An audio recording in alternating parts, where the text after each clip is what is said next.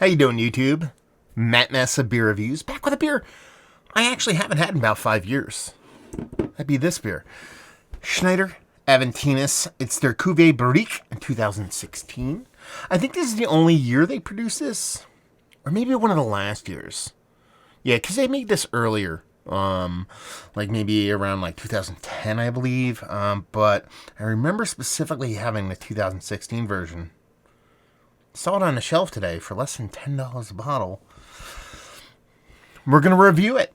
Let's pull off this tag here, see what this tag has to say. It's not in English. Yeah. So we leave it over there.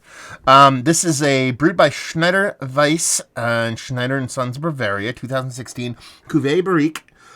Ein Esterar combination Hofstart beer. Okay. A complex cuvée of TAPX Aventinus and Aventinus Icebox, both matured for several months in various oak barrels, mostly wine, I believe. Thrilling transformation with new berry-like and pleasant sour aromas. An influence of the barriques varies every year. Each batch will be different. Wheat Doppelbock, 9.5% alcohol by volume. And, yeah, can be cellared for later enjoyment.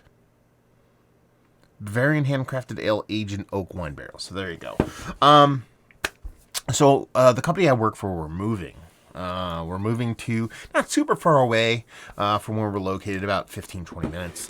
And I was there today busting my ass. Like, I'm exhausted. There was no hiss on that, so that's not good. And when I was done, I'll give this a rough pour because this is not going to have any carbonation whatsoever. Oh, there is a little bit of carbon here. Not much, though. Label-wise, I actually do dig it. It's Schneider Weisse, so their labels are usually pretty killer. So I dig them. As far as the beer goes, it looks a part of almost like a mixed Aventinus with the Icebock. It's dark, but not as dark as you'd expect from the Icebock, but probably about as dark as their regular Aventinus. So we'll see what's what. A little soapy edge on there. But I bust my ass running all kinds of cabling and internet bullshit and whatever. Anyway, I remember there being a nice little kind of a little bottle shop not too far away from there.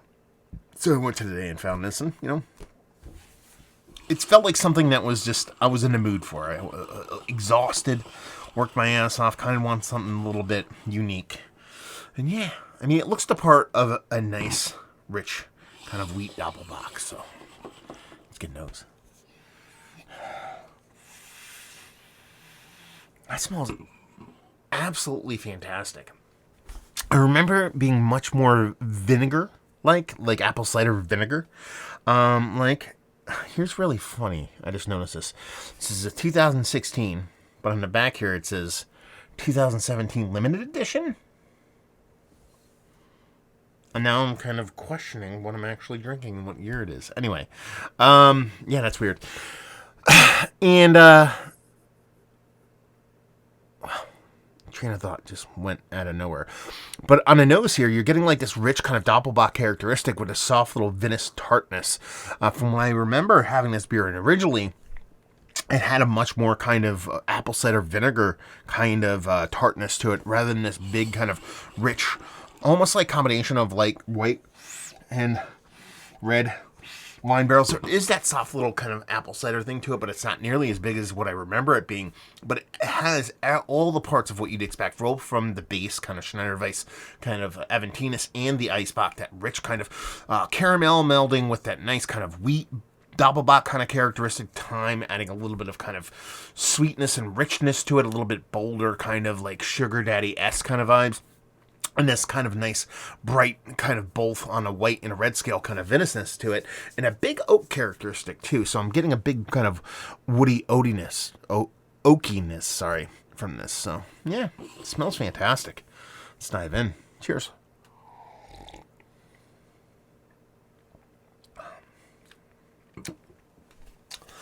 That's ridiculously delicious.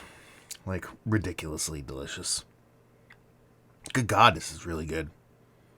I need to go back and buy all these. Man, the only thing I would knock this for There's maybe a touch of undercarb. It's way more carbonated than what you would believe based off of no hiss, based off that original pour. There is a carbonation to it, but it lacks a little bit of carbonation. Actually, beyond that, while the mouth feels thinner because of that carbonation, it actually has a little bit of silkiness to it, which is quite nice.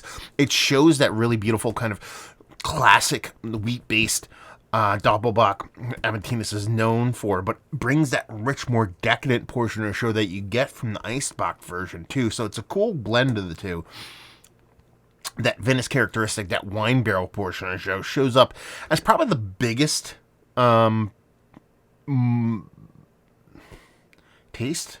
Let's go basic. My brain can't handle a lot right now. Exhausted, watch Jeopardy. This not functioning. Synapses are not firing. But yeah, it's probably the biggest portion of the show when it comes to the way the beer shows flavor-wise. But it doesn't get overpowering. You know, it has this kind of beautiful kind of aggressiveness to it in a certain way. It's one of those oxymoron beers to where it's powerful yet soft, but, you know, aggressive yet gentle kind of thing going on. But it takes all those components, that big Venice characteristic, touch a little apple cider vinegar in a good way. I'm not a big fan of that. In heavy doses, you don't get that here, but it is a bit of that going on.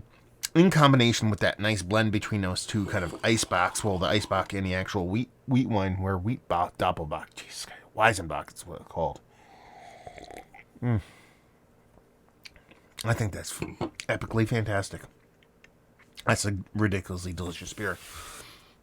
Way better than I thought it was going to be, because I remember having it when it first came out, and I thought it was a little bit too herky-jerky, a little bit too kind of one note, a little bit too Venice, a little bit too apple cidery.